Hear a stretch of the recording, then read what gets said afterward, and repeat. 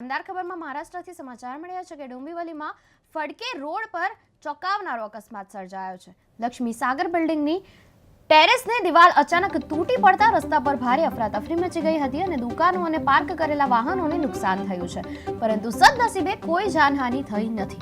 ઇમારતમાં જે 18 પરિવારોને તાત્કાલિક રહેતા હતા એમને તાત્કાલિક ખાલી કરાયા છે અને વિસ્તારમાં સુરક્ષા व्यवस्था સાથે તપાસ हाथ ધરાઈ છે। सगळ्यात महत्त्वाचं तेच आहे, आज सोमवार आहे, बरीचशी दुकानं मार्केटमध्ये बंद असतात आणि ते रस्त्याचं काम सुरू असल्या कारणाने वर्दळ कमी होती, त्यामुळे कुठलीही दुःखद अशी घटना घडलेली नाही, सगळ्यात महत्त्वाचं आहे। नाही, हा काय आत्ताची घटना घडली, हा वाढीव बांधकाम किंवा अनुदानित बांधकामाचा विषय नाही।